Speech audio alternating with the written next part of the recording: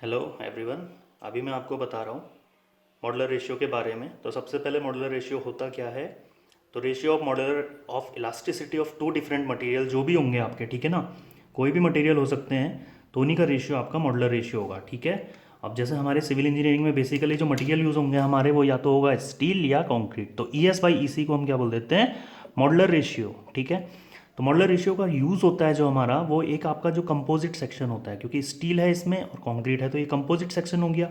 अगर इसको आपको चेंज करना है, आपको या तो पूरे के पूरे को स्टील में चेंज करना है या पूरे के पूरे को कंक्रीट में चेंज करना है, तो मतलब ट्रांसफॉर्म सेक्शन ऑफ कंक्रीट।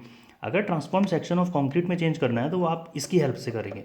जैसे आपने देखा होगा ये AST होता है, तो जब मैं चेंज कर देता था इसे WSM में, सारी कैलकुलेशन में MAST लेते हैं।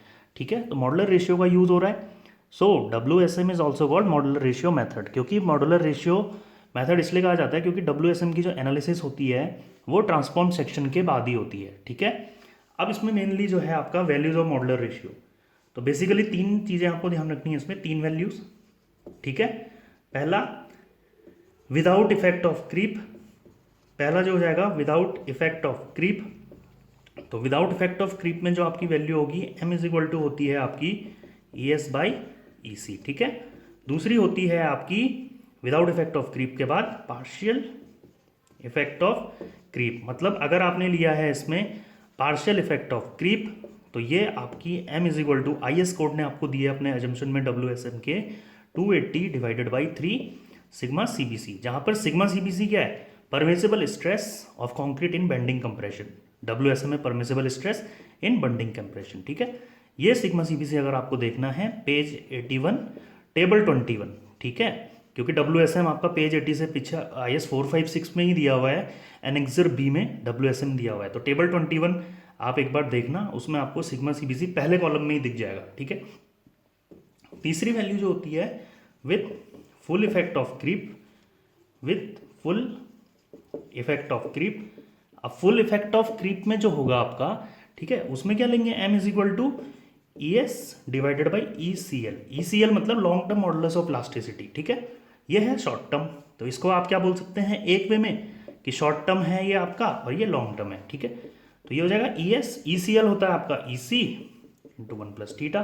थीटा जो है क्रीप कॉफिशियंट है, क्रीप कॉफिशियंट है, इसकी वैल्यू टाइम पर डिपेंड करेगी, जैसे 7 डेज के लिए, 28 डेज के लिए, 1 ईयर के लिए। ठीक है। और ये जो थीटा है ये आप कहाँ से देखेंगे, पेज 16 आप IS कोड का खोलना, IS 456/2000 का, उसमें आपको पेज 16 पे क्रीप कॉफिशिएंट की वैल्यू दिख जाएगी। ठीक है। अब देखो, अब मेन जो क्वेश्चन आता है कि भाई डिज़ाइन के लिए कौन सा यूज़ होगा। तो डिज़ाइन के लिए ये यूज़ होगा क्योंकि कोड ने आपको ये दिया हुआ है, पार्शियल इफेक्ट ऑफ क्रीप। ठीक है।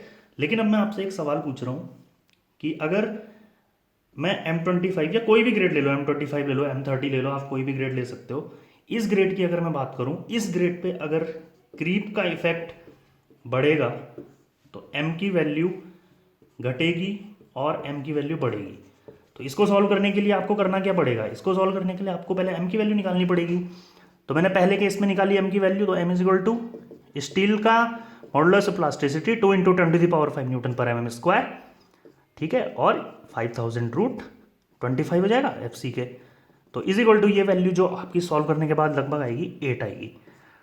ठीक। दूसरा वाला अगर वैल्यू निकालूं पार्शियल इफेक्ट के लिए, तो M इज इक्वल टू आएगा 280 डिवाइडेड बाई 3, और जो सिग्मा CBC होगा आपका वो आप पेज 81 पे देखेंगे पहले कॉलम में, M25 के लिए जो आएगी वैल्यू 8.5 आएगी। तो वे ये वैल्यू लगभग आएगी आपकी 10.98। थर्ड वैल्यू होगी फुल इफेक्ट ऑफ क्रीप, तो ES 2 × 10⁵ upon 5000√25 into 1 plus theta कितना हो जाएगा, थीटा आपका, अब देखो कुछ नहीं बोला है तो आप 28 दिन ले सकते हो सीधे, है ना, क्योंकि ये 25 है भाई, तो 28 दिन पे ले लो सीधे। 28 दिन पे कितनी वैल्यू होगी, 1.6 कह रहा हूँ। अगर कुछ नहीं बोला है तो 28 दिन ही लेंगे, ऑब्वियस सी बात है। तो 20.8। तो यहाँ से आपको दिखा कि जैसे जैसे मैं नीचे आ रहा हूँ वैसे वैसे क्रीप बढ़ रहा है, तो क्रीप के बढ़ने से मॉडुलर रेशियो की वैल्यू बढ़ रही है। ठीक है। तो यहाँ पर से आपके 2-3 ऑब्जेक्टिव सवाल हैं, तो वो आप एक बार ढंग से एक बार देख लेना इसमें, है ना। बाकी आप क्वेश्चन सॉल्व करना मॉडुलर रेशियो से रिलेटेड, आपके ऑब्जेक्टिव सवाल सारे बन जाएंगे। ठीक है ना। Thank you so much.